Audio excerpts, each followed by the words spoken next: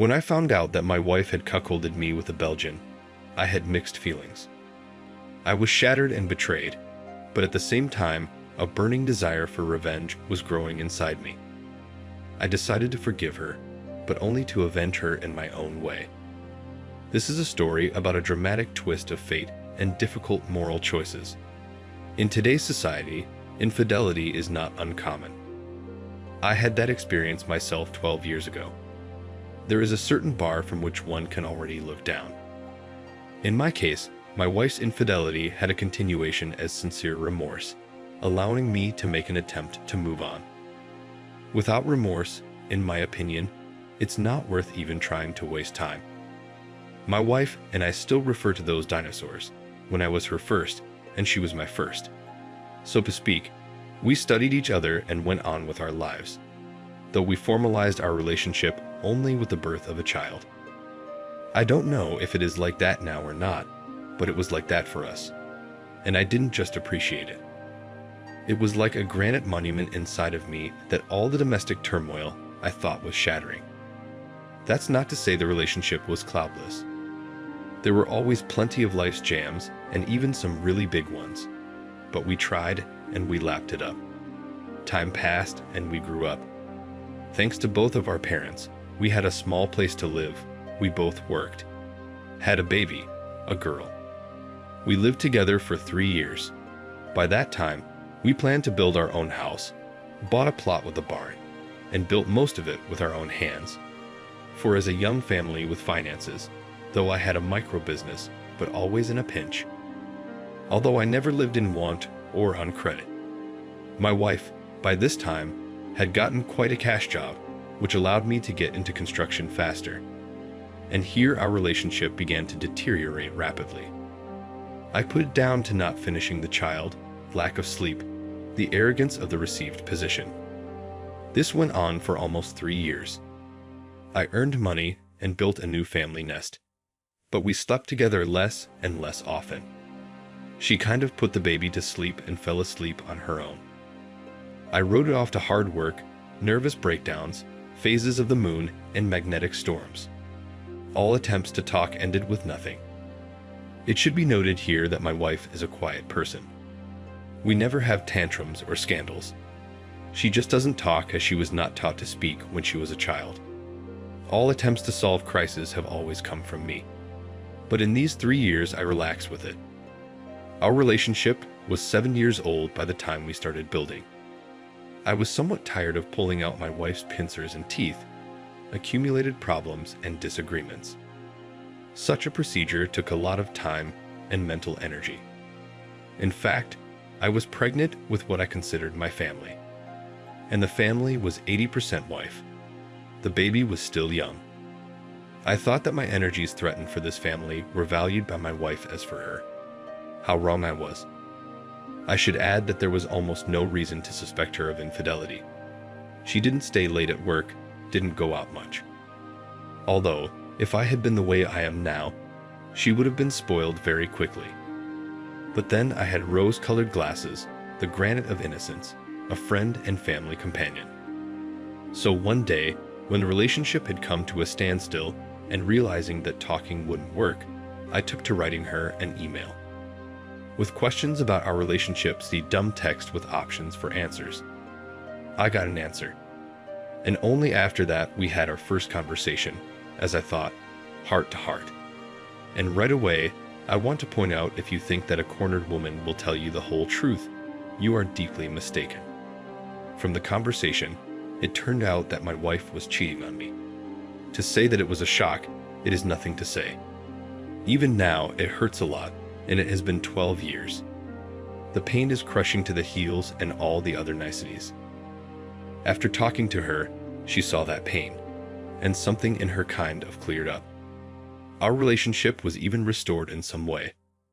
The adultery was presented as a one-time drunken binge at some corporate party. I couldn't remember any of that, though. She didn't drink that much. The subject was stale, although I tried to reach out and understand how this was possible. But in vain. I also learned that she had already filed for divorce. It was decided to forgive and forget everything and move on. friendly, and happy. Took the application. Spring and summer passed with varying success and even long-forgotten great sex. Autumn came. For part of the summer, I went on business trips for weeks at a time. In the fall, I noticed a new tension. And as a surprise after my daughter's birthday, I was told we had to separate. Without explanation, after which she took the baby and left the house for her mother. To say that I was stunned, that's nothing to say. The next day, I drove to my mother-in-law's house. As I thought, I had a frank talk with her. I took my daughter and went to the zoo. I also invited my wife there for a talk. She came in all upset. Said she only needed me, and she was kind of stressed. I couldn't get anything more coherent than that. We went home. We went happily ever after for a week. And I had to go away on a business trip for a couple of weeks. While I was away, we, communicated quite normally over the internet. She was bored, waiting. I noticed behind me that I didn't really want to go back so soon. Work became more pleasant than such a chapito at home. Arrived. Bored wife, great sex, overly attentive. Frankly, it was very tense and thought-provoking. And then a week or two later, I got a messenger message in my ICQ. If you remember, ICQ. Some guy was knocking on the door, like chatting. Checked his IP number. Western Europe. I remember something in English. So, about nothing. Russia, Peter, the weather. And in the end, gives me my residential address, which is not even on the map. And here my hair stood on end. At this point, the communication was over. In vague doubts, I drove home, put my wife up against the wall, and was interrogated. The interrogation went on intermittently for several weeks, with a lot of additional lies. Along the way, all the browser cache on her computer was checked. Her email account was intercepted. Along the way, the guy kept updating me, sending me pictures, letters, texts. I gotta hand it to him. He didn't lie to me even once and turned out to be 43 years old Belgian. She was about 30 at the time.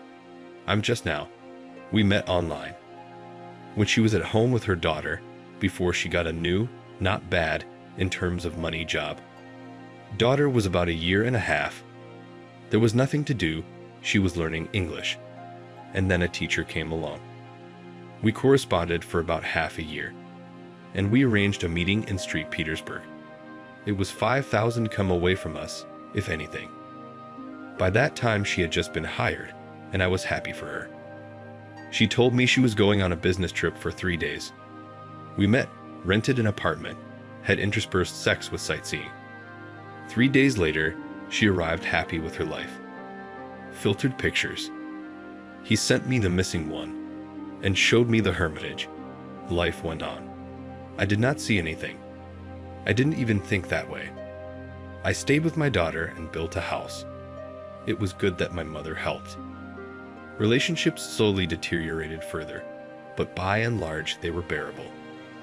I wrote it all off to the new job, lack of sleep, the baby, and the unsettled situation. It's been almost a year or less. I am presented with the news that she almost gave by chance acquaintance.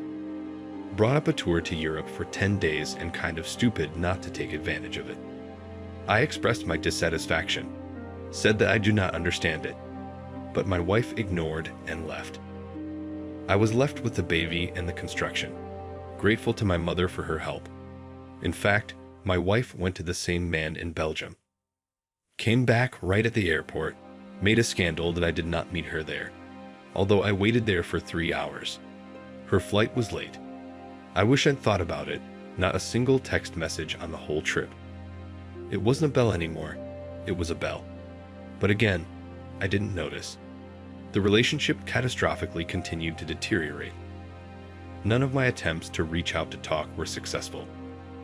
Until I wrote that ill-fated test for my wife. After that, I had a kind of frank conversation in which a lie was told. In the following 6 months, this lie was partially refined, expanded. In fact, at the time of sending my ill-fated test, my wife to live together was preparing for a divorce, and taking the child abroad without my consent, preparing for the division of property. She even changed her last name to her maiden name and filed for divorce. For the Bahorny, rather fat prince at this point sort of got a divorce. In fact, it later turned out that his wife left him, for he got even a freely liked Belgian woman. Now I wonder what would have happened if I hadn't written that letter, that email, or the conversation wouldn't have worked out. Maybe ruined my wife's happiness with a Belgian prince, but then I would have lost my daughter forever. Losing my wife at this time would have been more of a blessing if I had known all at once. Yes, it would have been hard, but it would have been logical and understandable. I think there are a lot of cases like that, but fate had it differently. The wife had something, and she tried, but still ended the affair. Then the prince expressed his desire to come to our city, a millionaire in western Siberia. She wrote to the consulate not to give him a visa, dissuaded him, but eventually the prince ended up in our city just a few days into the fall. He flew in the day after his daughter's birthday, so his wife left at that time with no explanation. But something went wrong with my wife, which is a mystery to me, by the way, to this day. In the end, my wife's parents hid the prince in their dacha until I left on a business trip. As it turned out later, my mother-in-law had been aware of the events for quite a long time, keeping her own correspondence with the prince. He then forwarded me some of the most heartfelt, her texts to me, with the wishes to stay on the track. One day, the prince showed up at our house and almost burned my sweetheart. I left. The prince was pampered. The prince was taken to local attractions, theaters, and picnics. His wife said she would not go with him, bought him a ticket on her grandmother, and sent him to the capital. And having calmed down, began to wait for me from the business trip.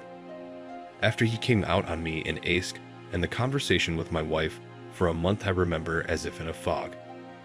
She gave me lie after lie, sent my wife for tests, but they did not find anything. The active phase ended there. Well, what began another word like madhouse, I guess you cannot call it. Now I wonder why I didn't go to an empty apartment, even without an official divorce and separation, just to sit back and come to my senses, to figure out if I need something here or not. Skipping a little bit to say that the situation was not a childish one, and for both of us. I don't know what would have to happen to a woman to do something like that and then try to take it all back afterwards. In fact, she lost 10 pounds in a couple of weeks. Over the next 6 months, she lost the job she had been striving for half her life, and not because the prince had sent intimate pictures of her there, but because the joints on the joints actually went. I nagged her for weeks. It's been 12 years since then. We have 2 more daughters born and growing up, 3 in total. And unfortunately, my wife did not carry 1 child. I will write in more detail in the conclusions. We bought a house in the countryside and often live there. The family is friendly, household joints are, but solved. Sex with his wife was just a fairy tale. I never had anything like this even when I was young. Immediately after what happened, she was set a few axioms. She no longer had any rights over me in terms of my relationship with anyone. Any excuse for getting knocked up or skiing leads automatically to the breakup of the relationship. Second, my mother-in-law is no longer a part of our home, but she can occasionally communicate with my granddaughter on her property. 7 years later, the mother-in-law has left this world. My wife thinks she is to blame for her death, the death of an unborn child and an abortion when she and I were green and pregnant when she was young. Wildly afraid of her mother, she went for an abortion and I didn't stop her. This guilt complex plus the cheating dropped her self-esteem below the baseboard, and I can see it starting to destroy her. And for the most part, I wasn't the one who instilled it in her. Somehow, incomprehensibly, she realized it all on her own, and I won't do anything about it. Dear friends, it would be very interesting to hear what you think about this story in the comments. Communicating with you, I really enjoy it. Like and subscription is the best way to thank you for our efforts. See you soon.